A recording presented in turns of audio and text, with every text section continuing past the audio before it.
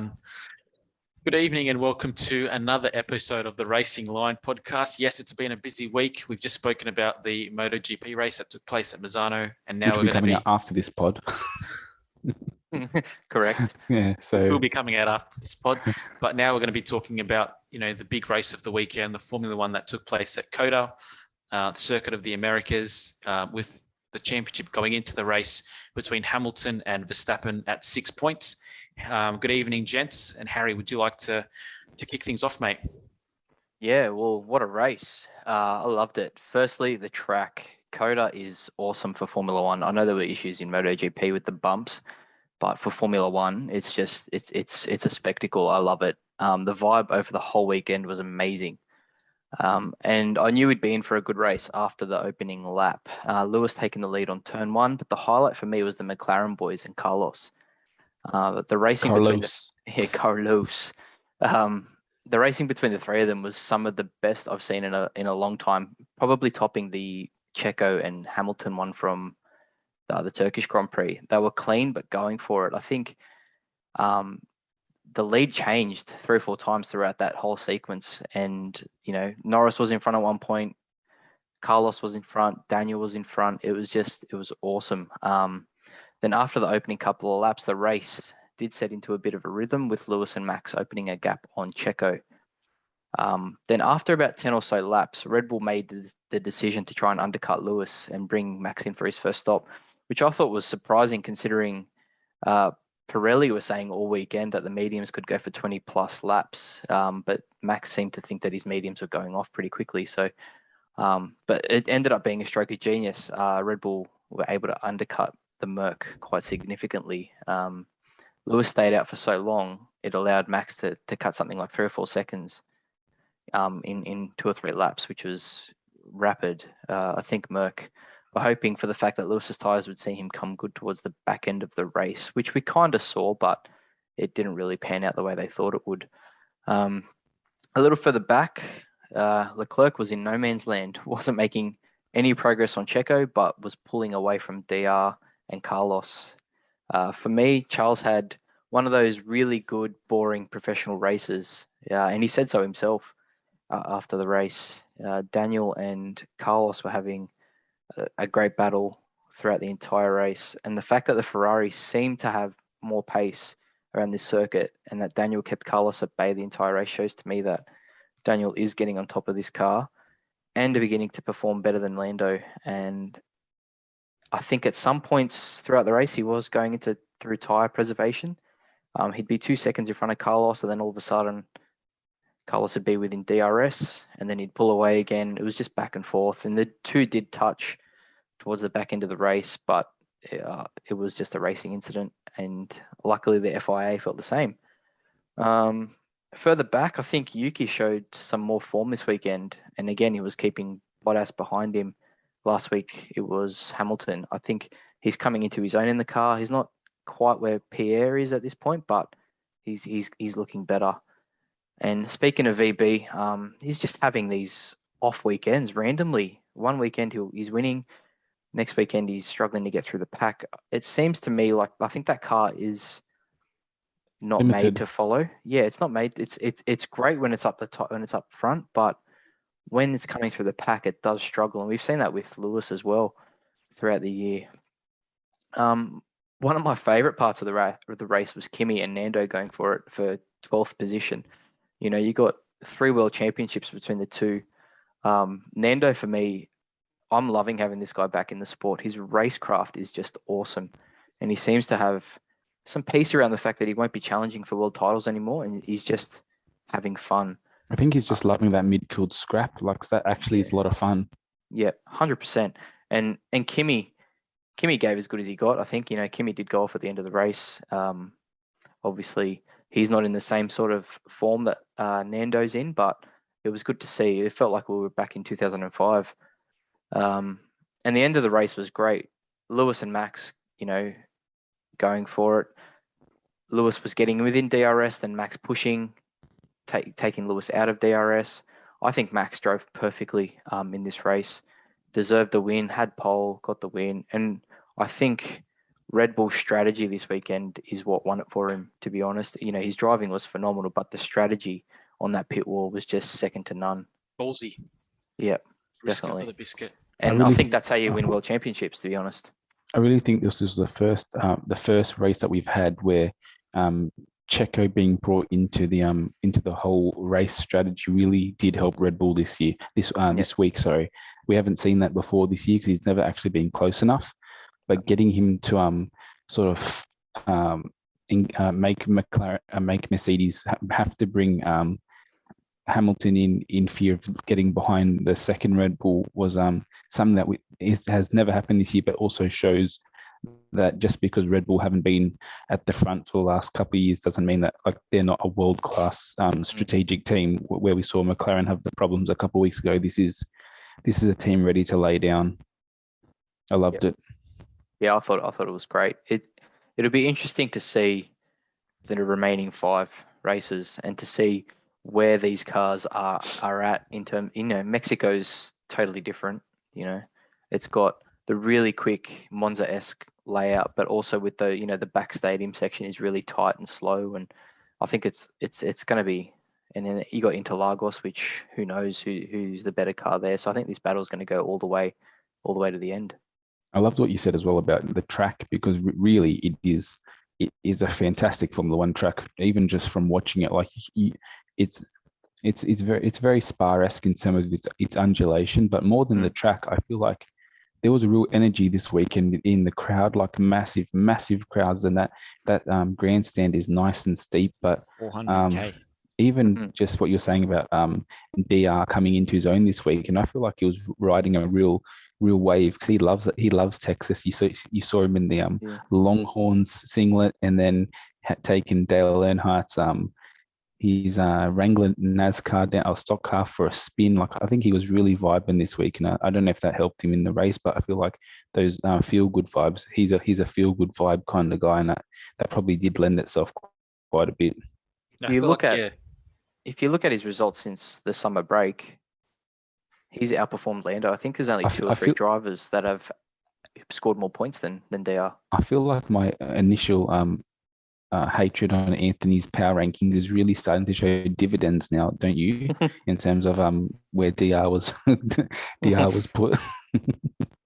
DR super consistent this weekend, must say. Yeah.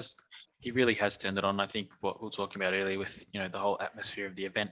It seems like for the first time in almost 2 years, the spectacle of Formula One at the track, is back, and that's always a great thing. We felt it through the TV, like crazy. How brilliant was How brilliant is COTA as a circuit? Honestly, and I mentioned this for Formula One. I just think in general, I think for F1 especially because the MotoGP was nothing like that, although it was good. I think we made the point 2 pods ago that about resurfacing, and they mentioned it again.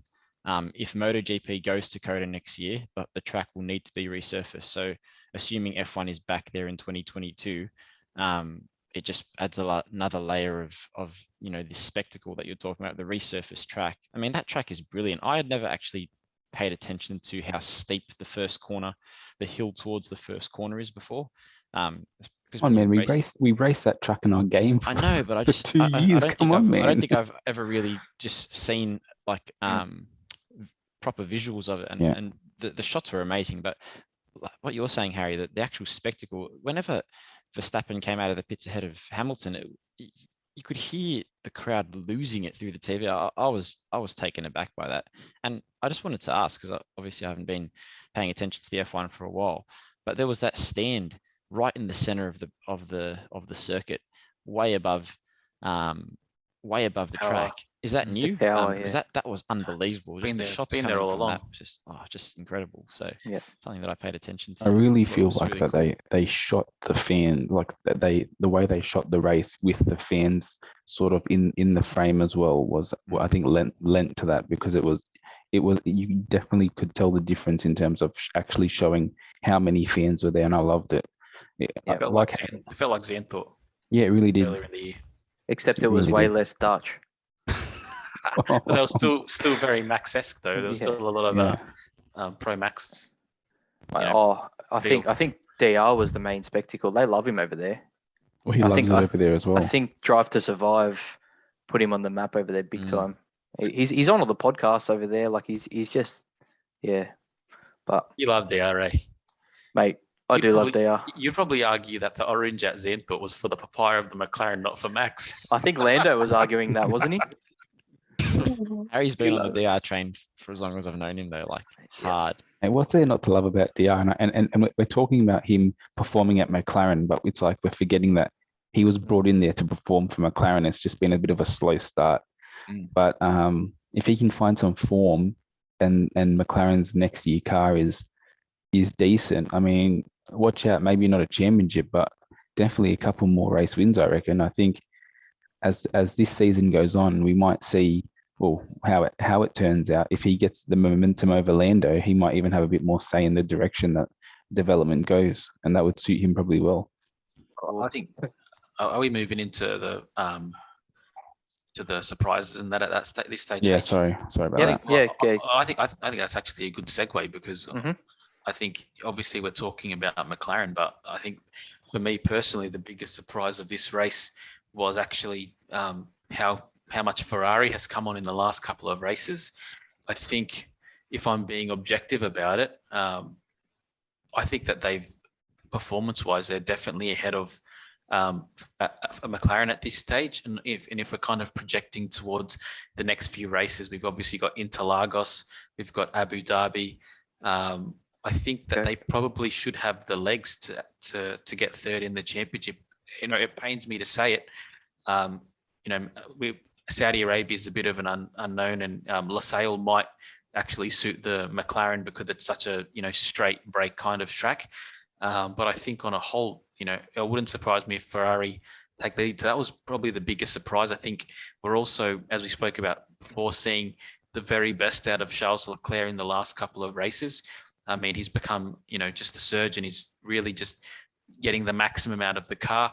I think the last couple of races have also shown that Carlos Sainz is no slouch. So if we didn't know that already, he's really complementing that team as well. And I think, as the point was made a couple of weeks ago as well, the battle between McLaren and Ferrari, but also between all four drivers, because they are, really talented, and we're seeing them race wheel to wheel now fairly consistently. It's a pleasure to actually to see some really close wheel to wheel racing, and obviously there's some like real reason to be racing against each other. They're racing for third in the Constructors' Championship. There's 3 points between them at this stage. So yeah, that was a big surprise, but it's a pleasant surprise, as far as the competition of Formula One is concerned. Two heavy hitters. In terms of just team lineups this year, or more for next year, you're looking at these teams, and these are two teams, or we don't know what's going to happen next year with these new rules, like what car is going to shake up on top. But if you're looking at just lineups of power, both these teams have got two drivers on each side who can step in as number ones, and you see Mercedes now bringing George Russell in, probably doing the same thing. You can't take anything for granted. And even Checo at Red Bull, you see that Red Bull said, no, we're not going to have this young driver sort of roundabout development. We just want to bring in someone who we know can do the job. And looking into next year, I'm really excited to see like where these driver lineups go, because there's 8 of probably the best of the 4 of the strongest team lineups we've seen in a long time. I love it. Yeah, go Mixwell. I just want to touch on 2 things that I noticed, and similar to Harry with MotoGP, I'm not going to sit here pretending that I'm some expert at F1, but we've spoken about strategy over the last 3 races, and Harry mentioned this to begin with, that I think the strategy that Red Bull utilized was awesome. Granted, there weren't any like freak weather events that have happened in previous races that I've been paying attention to or anything like that, but it almost didn't work. But because Hamilton was catching him, Verstappen at the end there, but it was flawless. So that was that's always impressive for me, especially someone newish to the sport. I really liked that. I found it entertaining. I found the whole, the whole unknown factor until those last 10 laps or so really fascinating. But yeah, actually the cars behind Mercedes and Red Bull was fascinating me the most, and it's a shame that they didn't show more of the battles that were taking place in the mid to late races between those those races. But for me, the racer that's I'm starting to really pay attention to is Sonoda. Last race, he had that moment with Hamilton where he was difficult to pass, and he was kind of pushing his car, which I'm gathering isn't ultra competitive, to the limit. And then we see again today a strongish finish in ninth. So I think he's slowly becoming my racer to follow.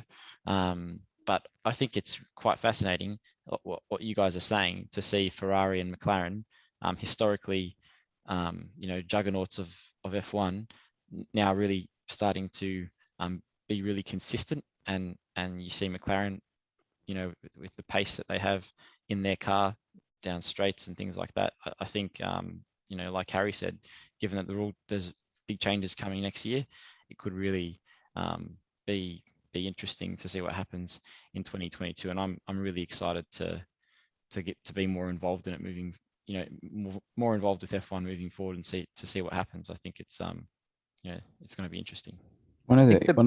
Go Harry. Sorry. I was just going to say, like, backing off what you said earlier, Joey, in terms of Daniel feeling, he loves Austin, he loves America, and he was feeling that vibe. I think McLaren as a team, the way Zach Brown set it up, it's got this real family feel. And I think the fact that they've backed Daniel the whole way through the year when he hasn't been performing at his best, and now they're reaping those results. Monza this week, I think he did quite well at Spa. Zach got the tattoo this week, so yeah, I love Zach. He's honestly like the world's best dad. But he, Seidel came out the last night after the race, or this morning. Hope your dad doesn't listen to this, eh? He'll be right. Seidel came out this morning and said after the race, that was Daniel's best performance in a McLaren. Yes, he won at Monza, but that was his best performance. He managed to keep Sainz behind him, and that whole family vibe and backing your drivers. I think Daniel and Lando, Lando came after the race, said, "Oh, I was crap today," but they're getting around the drivers and saying, "No, we're doing well. We're a team. We're moving forward together." And I think that's really good for the future. I think that's been the biggest improvement with McLaren, to be honest. If you think about them over the last 5 years, obviously they had such a storied history with Ron Dennis, and then when it all started turning pretty pear-shaped, they were kind of hanging on to their history as if that was going to, pull them out of their funk. And I think what Zach Brown's really been able to do to the team, and even bringing in Seidel as well, is I think they've become a lot more humble. I think when you think of the team atmosphere that the team has now compared to where it was in the past, with drivers like Montoya and Alonso, and obviously Hamilton as well, they're building up together. And I think that's, it's really paid dividends for them. I think we're seeing similar things with Ferrari as well.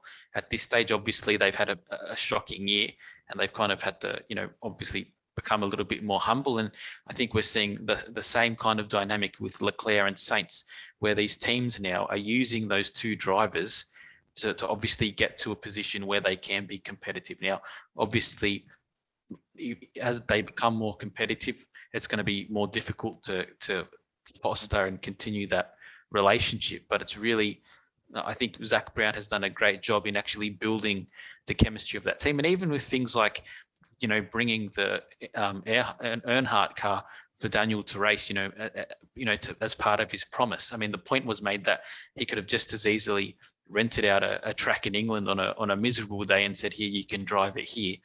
But that really shows, Does Zach own that car? Yeah, it's his car. Okay, fair enough. Yeah. And he flew it over from England, for Daniel to drive in front of the fans. I mean, that if you want to build confidence and morale in your team, what better way to do it than through something like that? So I do agree with your point, Harry. I think that, he's, not the engineer. He's not managing the team, from the pit wall. He's obviously looking at more of the macro, but his fingerprints, particularly on how the team is feeling and how they operate, it's really visible to see. Do you mind if I say my disappointment for the week? Because I think can I touch on Sonoda just quickly first? Just my go for point it. on that. Go for it. Yeah. So one of the things I love about Sonoda, or not love, but I love seeing him do well, is I think it was in pre-season testing they were saying Sonoda has had the least amount of competitive laps in racing of any F1 driver, like getting there. So like an American football sort of saying, you just need reps, he just needs seat time. And now we're seeing with a bit more seat time and a bit of a few different experiences, he's actually really showing the promise that obviously they saw in him when they signed him. Not to mention that F1 really need a Japanese driver in there because it's such a big sport in Japan. Also on the McLaren sort of Seidel thing, I think that we forget that Seidel is a real master of building winning organizations. Like I forget that he took a Porsche Le Mans effort and he really was starting from the back foot against what Toyota and Audi had, and within what 2 or 3 years he had that Porsche team to be the best of the three. So we're seeing now with McLaren, he's not taking anything for granted, but he's consistently every year improving that team to heights that, well, I didn't expect them to rise as fast as they're rising. Let's put it that way. I agree. Yeah, I love it. It's awesome to see McLaren performing well. I mean, that's just that's coming from Williams fan. The long and short of it, isn't it? In your opinion, Harry, just quickly, because I found it interesting about what you were saying about McLaren. Obviously, we've seen Ricciardo go from Red Bull to Renault, and now he's being in McLaren. Would you say he's at a point in his career where he's happier, but also, given where the car's at, he's racing more consistently or at a higher level than where he was previously? What's your take on that, guys? Look, I'll be honest. I think 2014/2018 was peak Ricciardo. I think he is happier than he ever has been. I think the whole point of leaving Red Bull was to get in a position like this where he felt comfortable in the team. Red Bull was too clinical for him, I feel. It didn't foster that kind of vibe. So I think definitely in his career and in himself, he's more comfortable now. And I think he said that. But in terms of race performance, early 2018 when he won 2 out of the first 6 races, that was peak DR for me. Do you think a lot of that comes down to the car though? Like, do you feel like we could see a bit of a renaissance with DR if the car continues to get stronger, which you guys have made the point that it has, and it's becoming increasingly more competitive? Do you think you could see a bit of a renaissance with DR in terms of his performances, especially moving into next year, and considering too that racers are starting to race well into their 30s now? We see this in most into their 40s sports now. Yeah, we see this in most competitive sports. Even in high contact sports, that athletes are becoming more and more durable. It is a situation where he could be, still in the paddock for a number of years. Do you think that there's potential moving forward, especially with the rule changes and the regulations coming in next year, that we could see DR return to highly competitive positions in the championship? I don't think DR will be a 40 plus racer. He just doesn't have that vibe. He just, I think when he loses, I don't think he has that drive like Alonso does. But I think that his last race win was probably his most impressive out of all of them, to be honest. Like, because I didn't really see that one coming, the one at McLaren, at all. Like, you wouldn't expect it to really have happened. This is going to sound weird, but I don't think we've seen peak DR. Like, if he gets the car that can win week in, week out, like, he's never actually had a car that can win week in, week out. The races he won at Red Bull, or the races that Red Bull were expected to win, and he delivered. But like, that was a car that was not able to win everywhere. Like, I'd love to see him finally in a car where he can go every weekend and win somewhere. But I think that's what my question was. I think what I was trying to say was, given the tools, if he had the right tools, knowing his drive, and how happy he is right now. If McLaren was to come out next year with a highly competitive car, could you see it going anywhere 100%, significant? 100%. If think McLaren, go Harry. I think he's top 3 on the grid on his day. I think you got Max, you got Lewis, you got DR, and maybe Charles is in there as well on his day. But yeah, I think they're the top 4 for me. If anyone listened to the what's it called? Beyond the Grid. They just did a podcast with Daniel this week, and he was kind of talking about how he's taken a lot of the pressure off himself to think about winning championships and things like that, just so that he keeps enjoying racing. And I think what we were talking about earlier with the community that McLaren fosters kind of really bodes well for him in that regard. In relation to the question that was asked earlier about whether we'll see peak Ricciardo, I honestly think we missed the chance to see peak Ricciardo just because of the dominance of McLaren during the early years of the hybrid era. I think, as Harry said, 14 to 18 was, Daniel was as good as any of them, and we never really got to see him in a car that would actually, warrant his talent. I think at this stage now, he's better than Lando in the last couple of races. Whether that's going to be a consistency next year will show.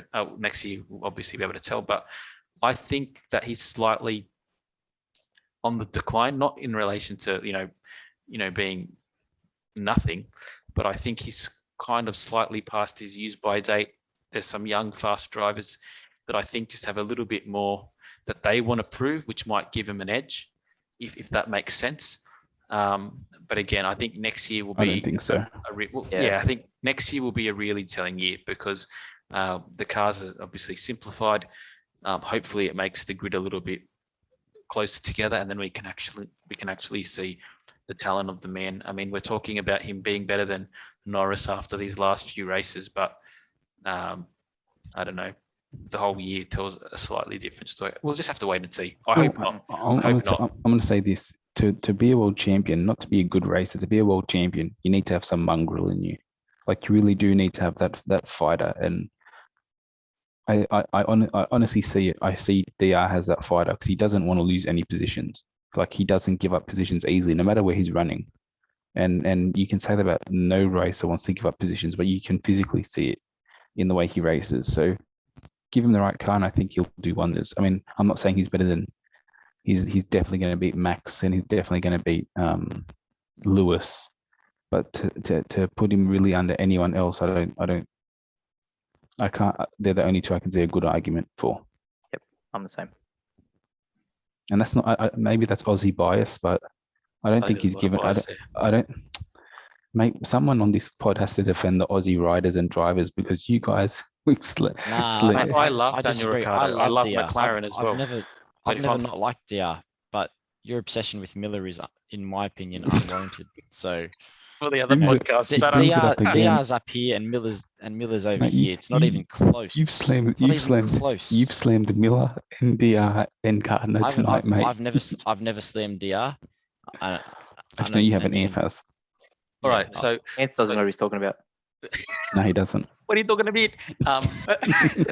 about? My disappointment that I wanted to talk about, and I think we can have a pretty interesting discussion about this as well. So they're talking about resurfacing Coda. I think it's definitely warranted in relation to the MotoGP. But after the race that was had, now granted, it probably wasn't the most entertaining race in relation to passing, but I think that the tyre degradation that Coda, offered, this week was awesome.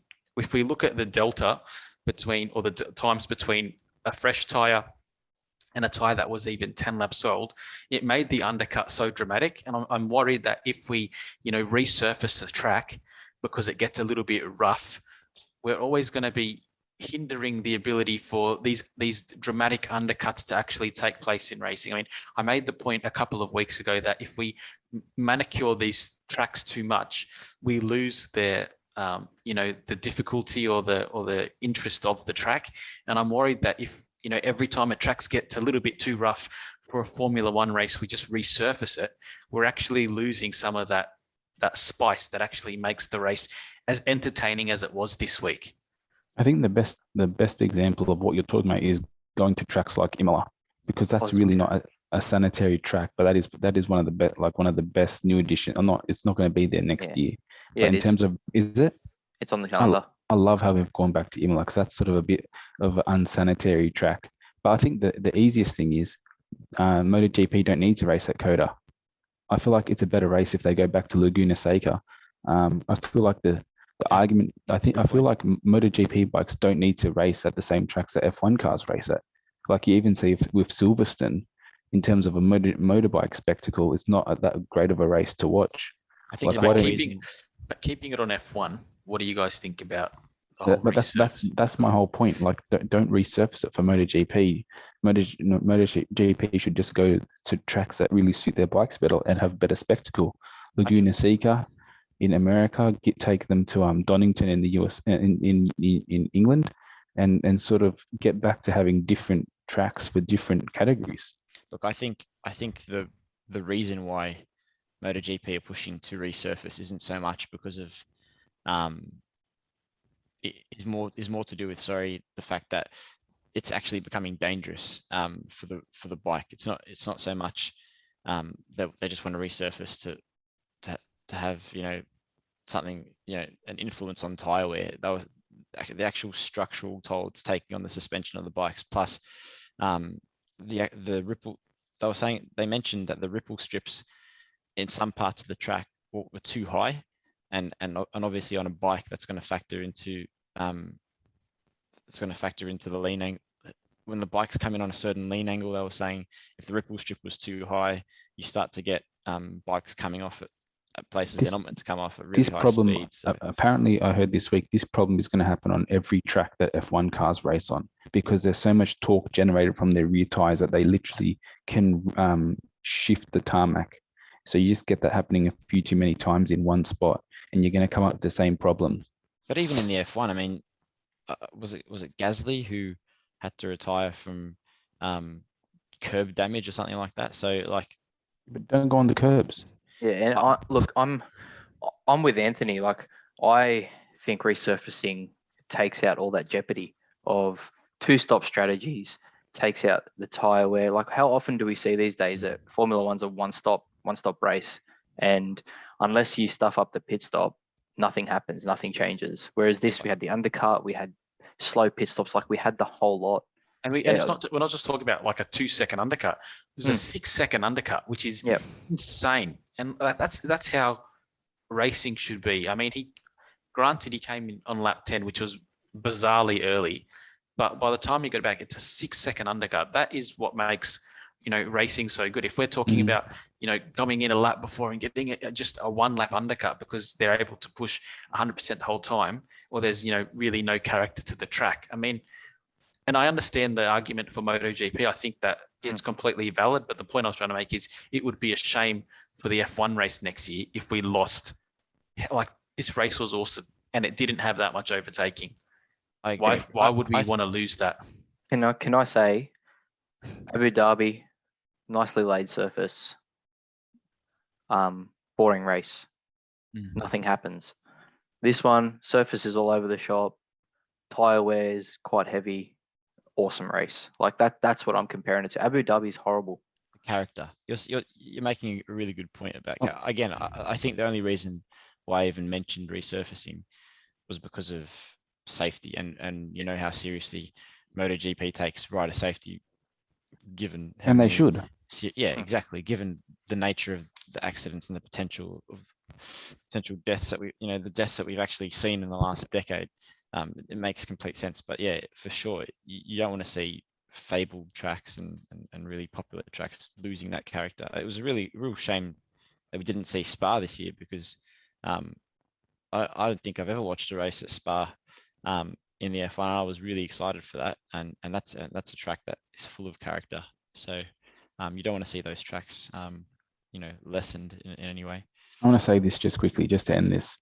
When we go to Italy, F1 races at Imola and Monza. Motorbikes never race at Imola and Monza. They have their own tracks. You go to Spain, they have their own tracks. They race on Catalunya, but that's not even the biggest track in Spain. Don't even get me started on Spain. The The only thing I'll say is that these the tracks that are in hot places, they seem to rip up with F1 cars. That just happens because the temperatures are so hot. You don't have those problems at Sepang because Sepang's usually pretty cold when they race there. So I just think, bro. yeah, but the track temp, no, there's so much rain there usually anyway. But I just think just choose tracks that are better for each one. I don't even think, like, if you think about it, Coda has never actually been that great of a spectacle for MotoGP. If you think about the races at Laguna, I think right now the big focus, especially coming out of a pandemic, is revenue, and they're gonna want to host races regardless of the category at the tracks that can host the most spectators. And I agree. I think Laguna Seca is a way better track for motorbikes. But I think, while they're trying to increase and make up for lost revenue, Coda's the obvious choice. I mean, you just mentioned that 400,000 people at the F1 this week. I mean, that's staggering. The MotoGP will never get that many at Coda. I know, but that's insane to think about. I mean, 400K, you talk about nearly 500,000 people. It completely changes That's the bonkers. event. That'll be us at Melbourne next year, boys. Fingers crossed. Bring it on. boys. Now, what I wanted to, obviously we're pushing 40, 50 minutes at this stage, which is good. I've got another interesting point that I want to float by you guys. Okay. And tell me if you think I'm an idiot. Tell me if you think I'm Nostradamus. I'm good with either one. Don't worry You're about it. definitely not Nostradamus. But with 5 races to go, I was thinking this today, and I think there's definitely some credence to at least having this discussion. Over the last, 6 years, over the Mercedes dominance, okay, Honda and Red Bull have been doing everything they can in the races to claw back some kind of competitive advantage. And the way they've been doing it, traditionally in the past, is to splice up their strategy, to change something new, to throw caution to the wind in some regard, to maximize their results. And they've been able to, over the last couple of years, get the odd win here and there. I think what we saw this week from Red Bull was they fell behind Verstappen, they fell behind Hamilton early in the race, and they kind of took a calculated, gambled strategy. They pitted really early. They got the advantage. I don't know if they thought they were going to get that much of an advantage from the undercut, but they did. And then they did the same thing a second time. And I think what we're seeing Red Bull do is the experience that they've gained over the last couple of years, having to kind of claw some kind of advantage from Mercedes, is starting to pay more dividends now, because they're willing to kind of adapt on the fly at a rate that's faster than Mercedes. And if we think about Mercedes, obviously a lot of their strategies are risk averse because they're thinking about the bigger picture. But because they've been in the lead for so long and winning races from the front for so long, I think that they don't have the same willingness, or they haven't had the same experiences in the past to kind of pull out a different strategy. I mean, we saw the delta from the undercut of Verstappen, okay, and then Lewis went a little bit longer. Rather than trying to do something different, when Verstappen came in the second time, I mean, obviously he came in a few laps after that, and at the end of the race, he thought he could get past, right? Over the last couple of races, we have seen that Mercedes does not get past other cars very easily. It struggled to do it against McLaren's at Monza and at Russia, and if it wasn't for the rain, Hamilton would not have won in Russia. Like, that's a pretty clear fact. So the thought that they're going to get past another car with a fresher tire hasn't been working as well as they kind of think it is. And I think that because of their experiences over the last couple of years, they aren't as willing to change up the strategy or to try a second undercut on Red Bull in the second pit stops to try to get that advantage back. Is there some credence to that thought process? And do you think that lends itself to a slight advantage to Red Bull in the last few races, given that they're a lot more successful in pulling off the undercut and the odd strategy to make the most of the weekend? I feel like Red Bull had this week in particular had the great ace in their sleeve, that they had Perez, who was close enough to actually get drawn into a bit of the games. And also what you're saying, I think this is the first year where Red Bull is fighting fire with fire in terms of just the overall package of that car, which they haven't had for a while. But I think more than anything, it was just that they had two cars in good positions to sort of throw a spanner in the works. You could be right that Mercedes haven't really had to adapt this much before, and that they've always had pace in their cars to probably overcompensate any mistake where the margins are much finer this year. But no, I honestly think this weekend I think that they've got a stronger teams pairing in Red Bull, or maybe more consistent, but also that this was the first time we've actually seen Checo close enough to do something.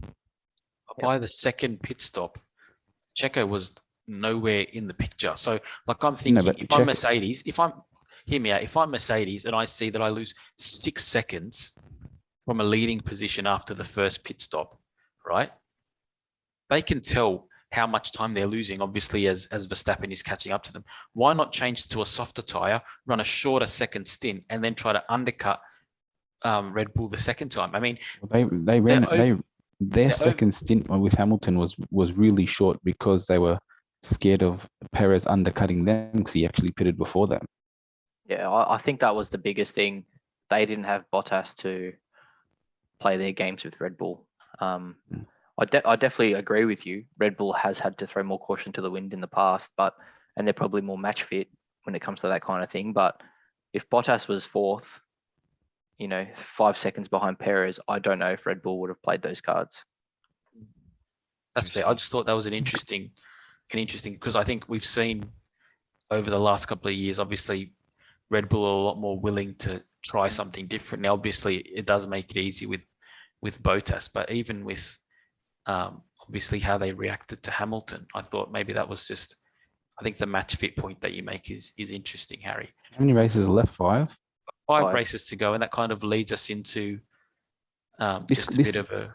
This could make or break the season for whoever's going to win. We're at who has the best?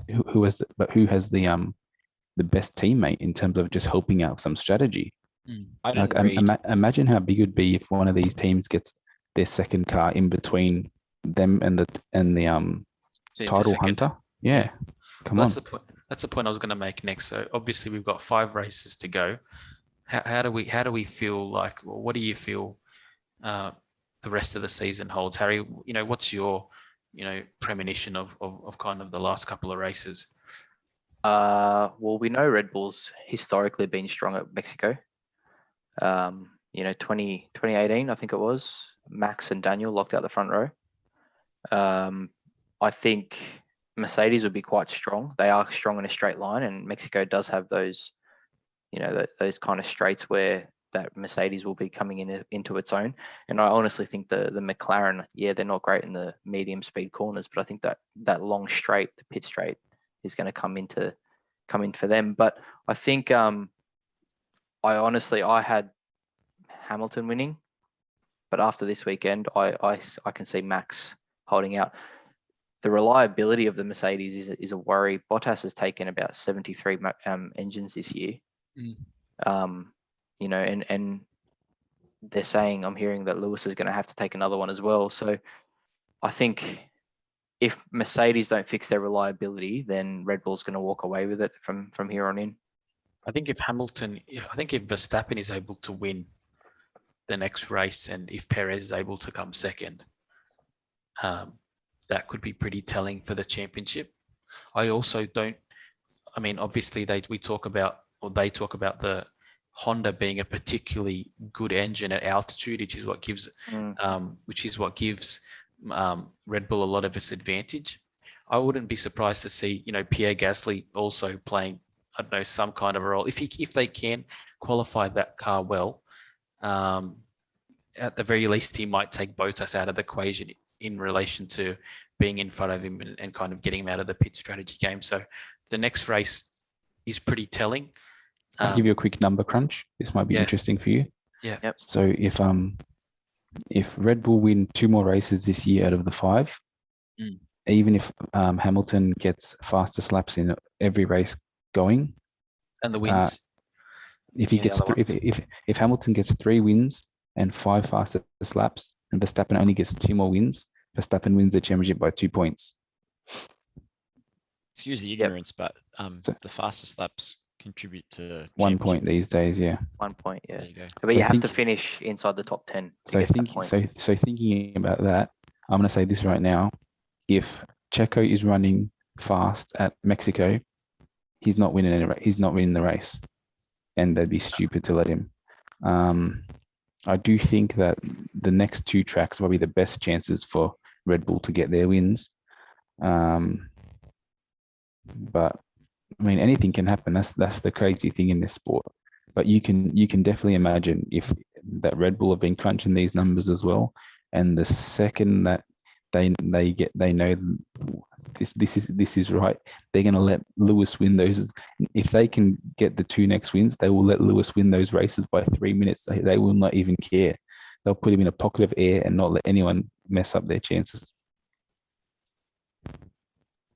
I think that's a good place to end it, boys. I mean, everyone that's listening, I mean, we've got a few races to go. The heat is definitely on, and we can't wait to bring some more podcasts to review the upcoming races.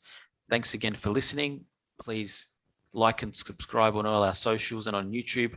Please share the word so that we can, increase our fan base. And most importantly, thanks for giving your time to listen to another one of our podcasts. So thanks so much. This week we'll also have the review of the MotoGP race coming up. So give that a listen, and we'll have an interview with a young Australian driver, Aaron Cameron, racing currently in TCR, which might be interesting with the Bathurst 1000 and TCR races coming up later in the year as well. So thanks so much for your time. Have a great night. Thanks, gents. Awesome work. Have a good night.